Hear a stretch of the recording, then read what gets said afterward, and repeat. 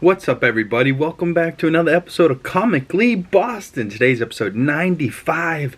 You can see by the shirt we are going to be talking about Ahsoka episode 5, Shadow Warrior. What an episode. We're going to get full spoilers in a little bit. We have a couple little news topics to talk about first. But I also want to remind you guys that I now have an email that you guys can contact me at or send me stories or movie recommendations or questions you have for me or whatever you guys want to talk about. If you have something you want to contribute to the show, by all means, you guys can comment or in the comment section down below, at me on Twitter, or you can now email me at comicallyboston@gmail.com, and you can hit me up on there and send me your thoughts about Ahsoka. You can do whatever you want.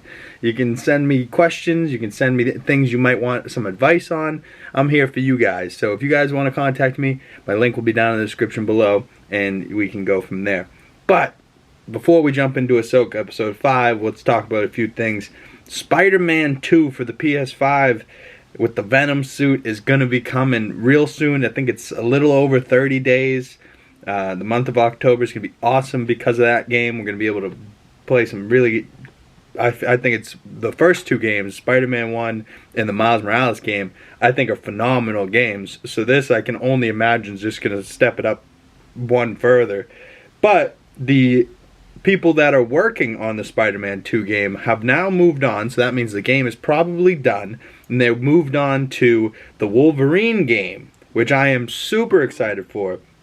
The people over at Insomniac are now diving headfirst into Wolverine, and just from that teaser trailer we got probably, what, a year or two ago, with him sitting at the bar with the bloody knuckles and the claws.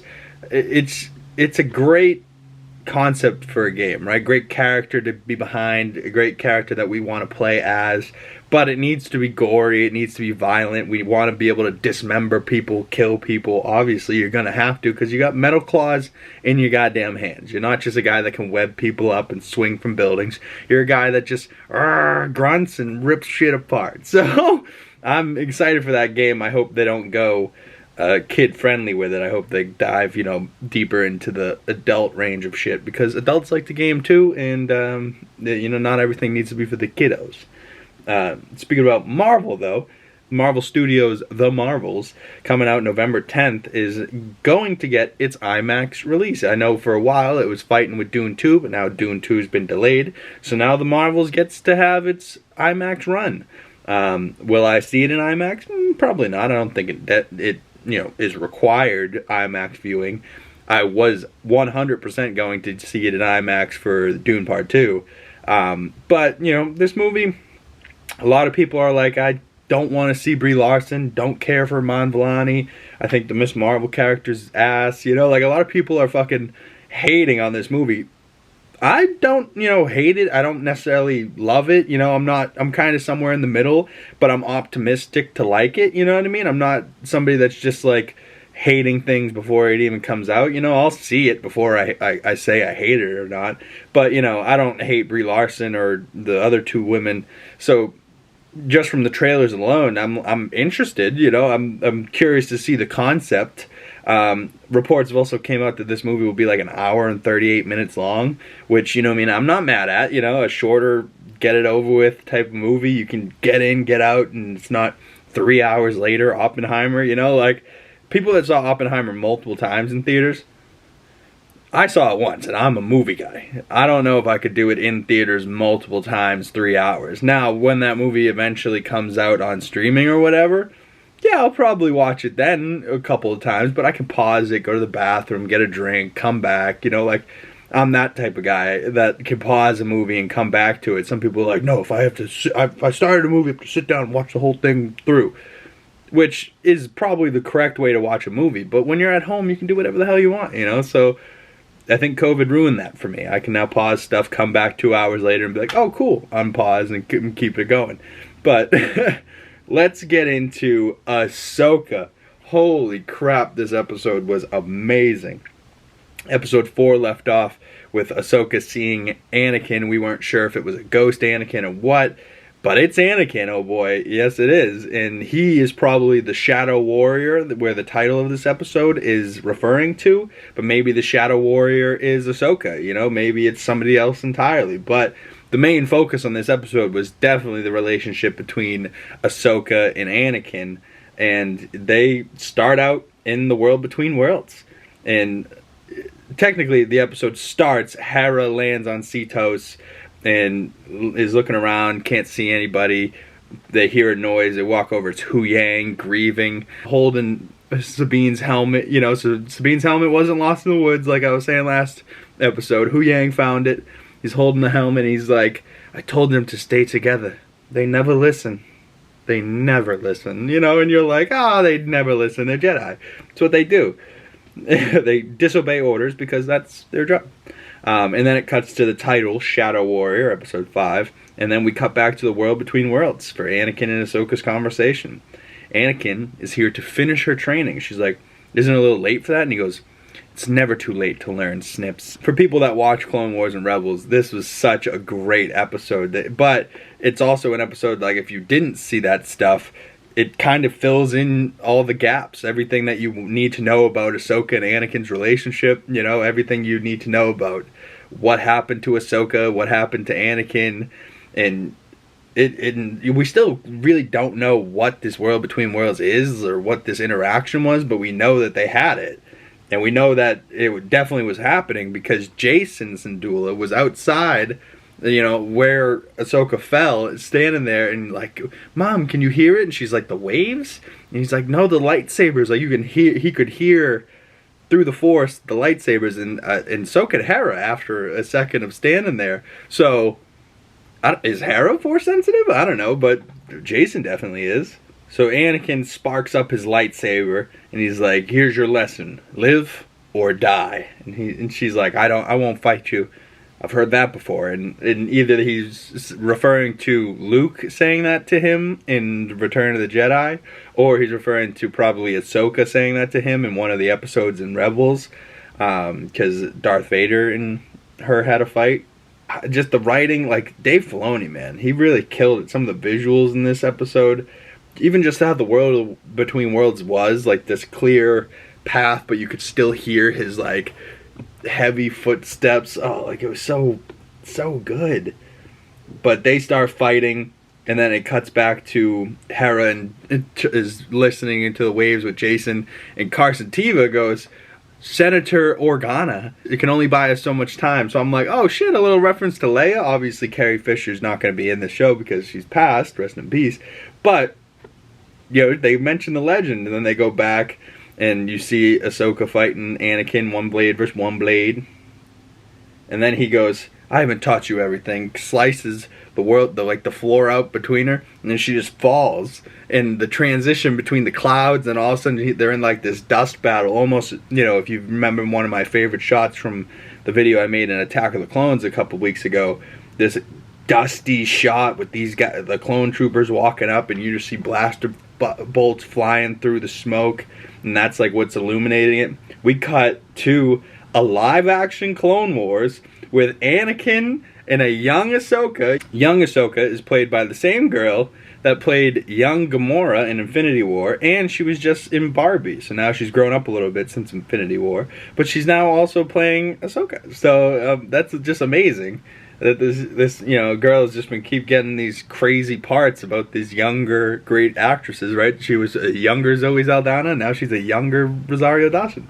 But she is now, you know, sitting there confused as hell, like, what is going on? How are we here? And he's like, you tell me. It's like, and it's one of their like first battles in the Clone Wars, and he's like, this is your training. This is your training. We're fighting. Like, and you see them just charge off into like this dusty, right? The only complaint I would have was maybe like you could make it less dusty so we could see it, but that's how the battle was. Like if it was Geonosia, whatever, it's a dusty war zone, and they're running through just with these lightsabers, just deflecting blaster bolts. But like, I think you could tell Anakin really loved this shit. Like he was in for the battles. Like he didn't really want to be a peacekeeper. He wanted to fight. He was a fighter. And, you know, that's kind of what he was the whole time.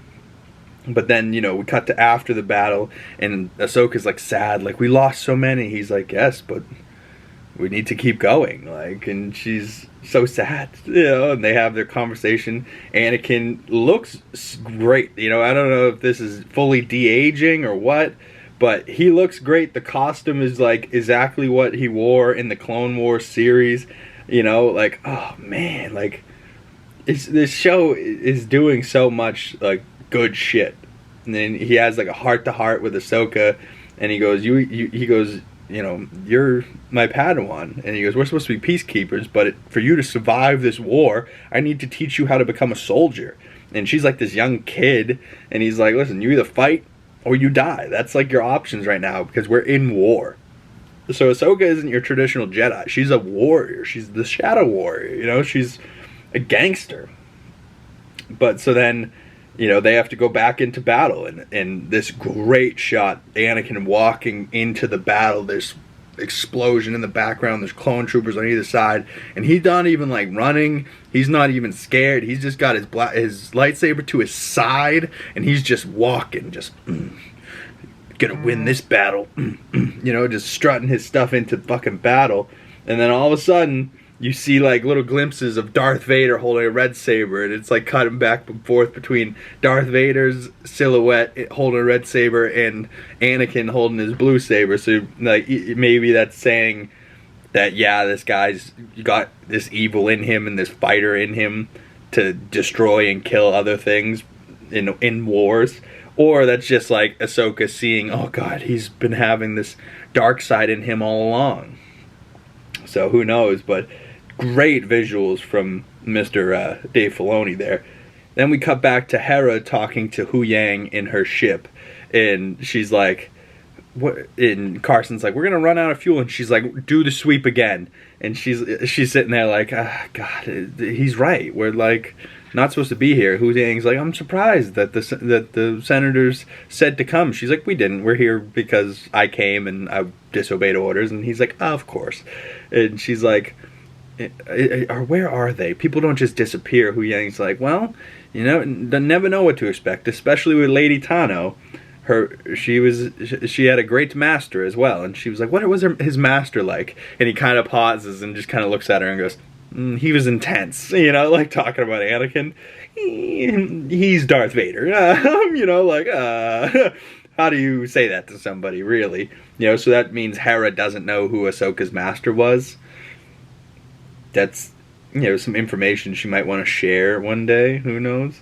But then Jason calls in on comms, goes, Chopper has something over by the water. You're going to have to get real low, though. Hu Yang like, oh, great. Then we cut back to the Siege of Mandalore.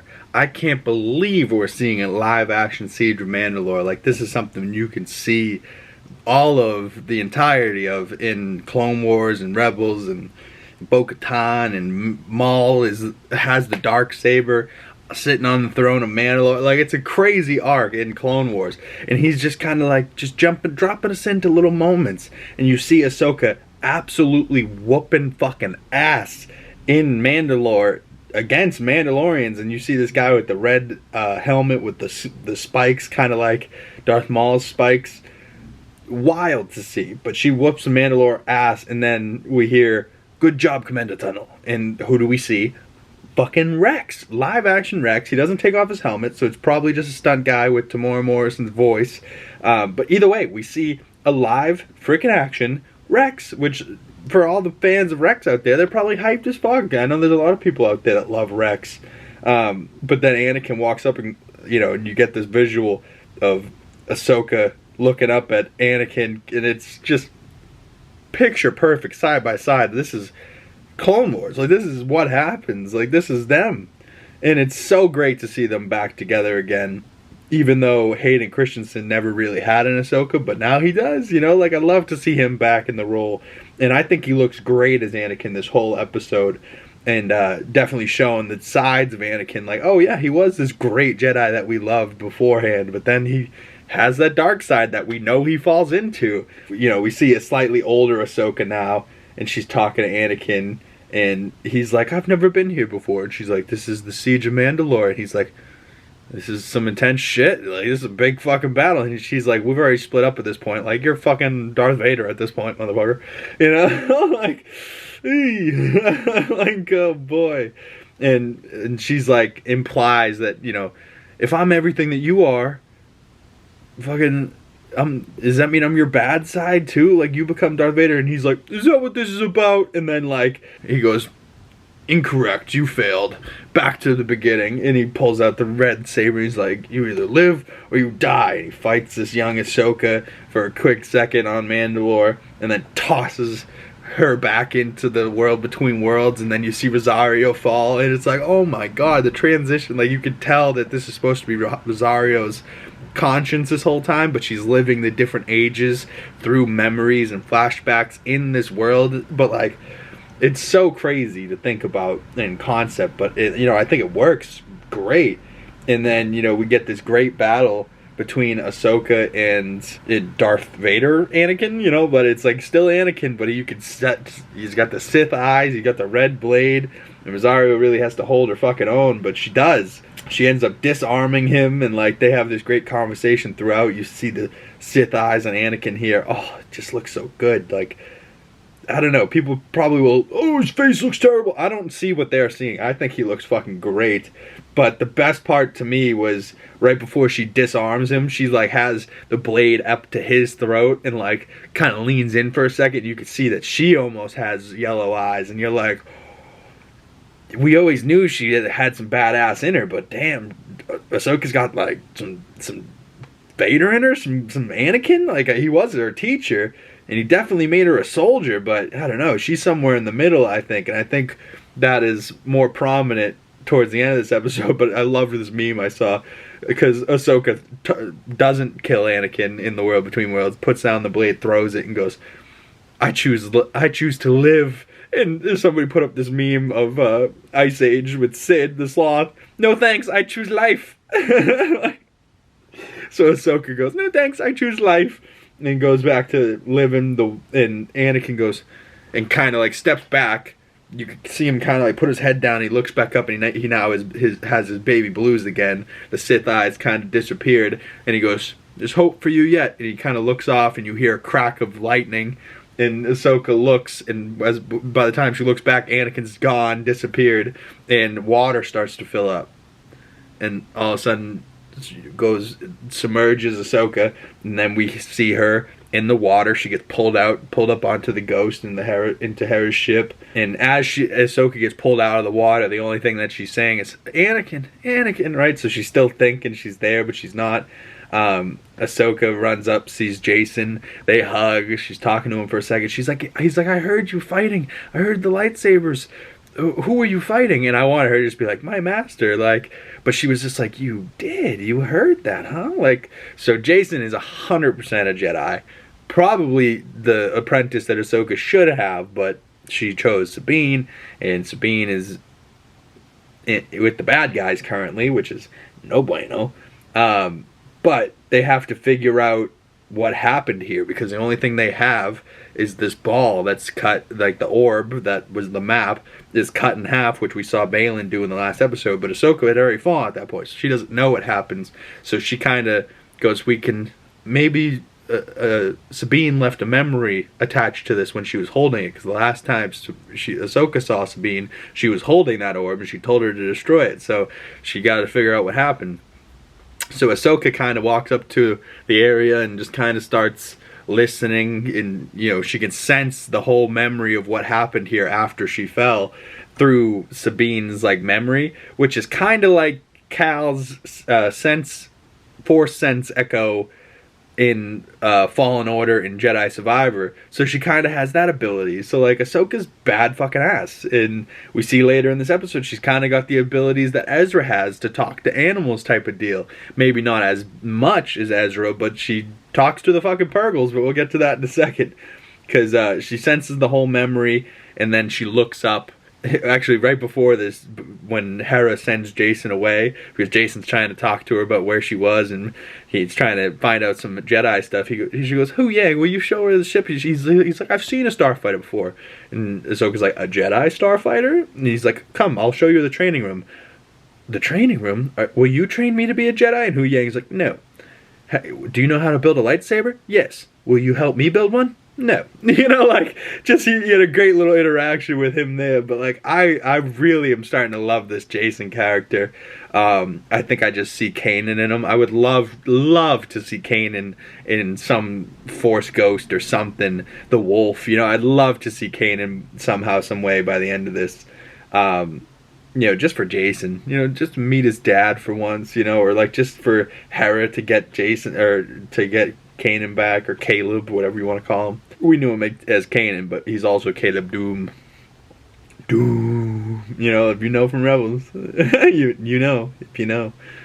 But so Ahsoka's listening to the memory. She's got to figure it out, and she looks up at the Purgles and just hears them whale calling and whatnot.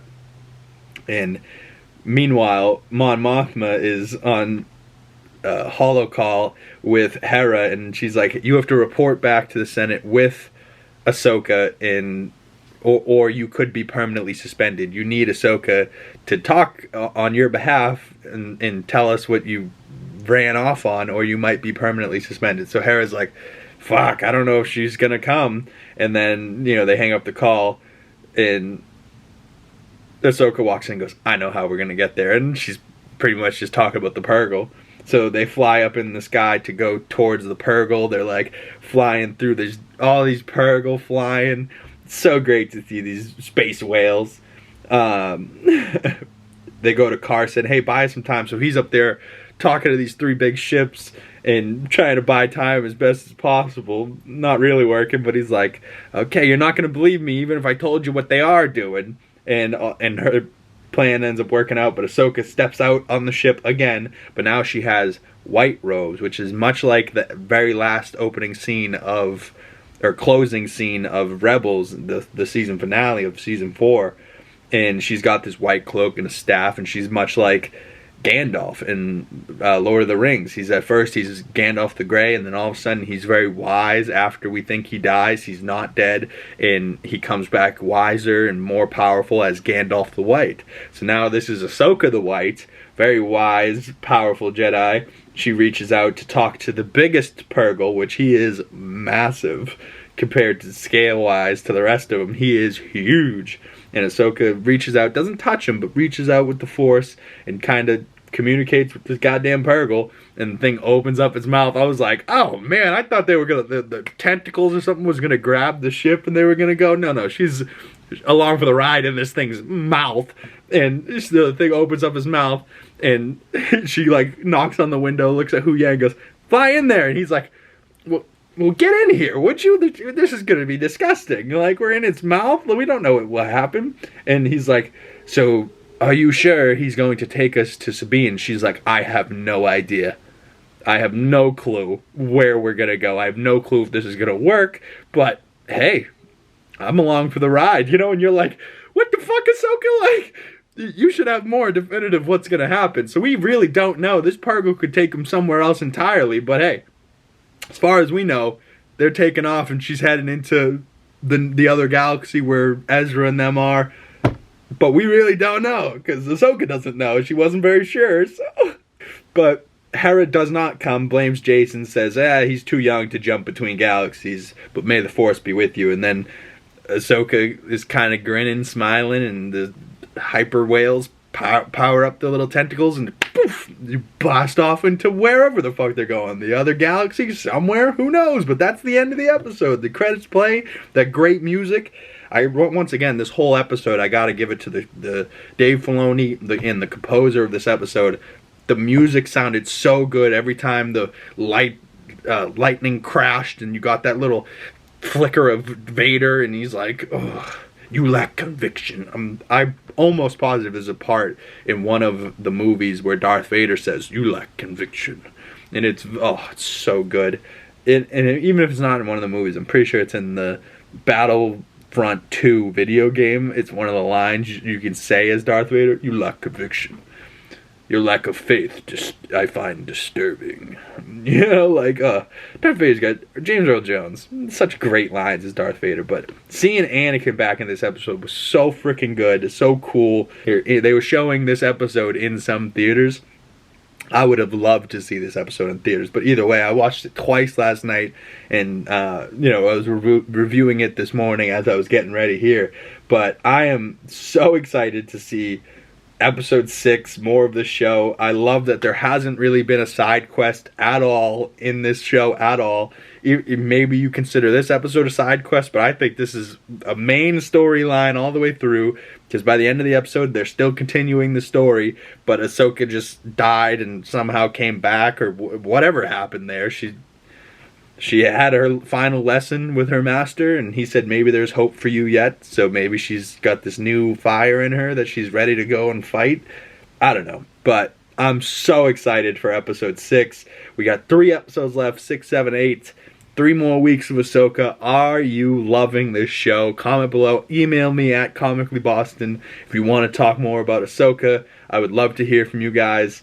If you're a fan of this show, if you've been watching my videos at all, if you've stumbled across me, I'm Big Cam. I really appreciate you guys watching this video. And if you've stayed this long in the video, you're an OG. I fucking love you. And please, please, oh please, subscribe. Smash that like button. It goes a long way. Share this video with a buddy.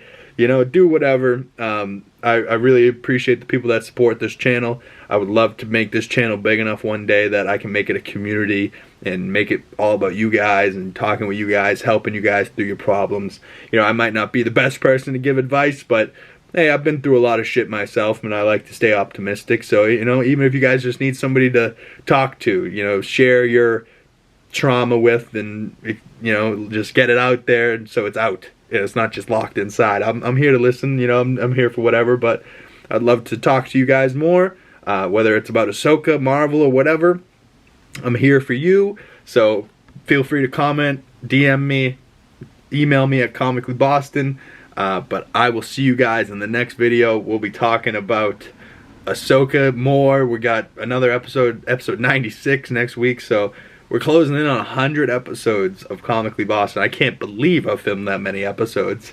Granted, you know, it started out I was going to do hours, but, you know, I'm just building this channel. So I'm not trying to just flood you guys with hour-long content and nobody watches them, you know. So start out small, and then eventually maybe we can get back to half hours, hours.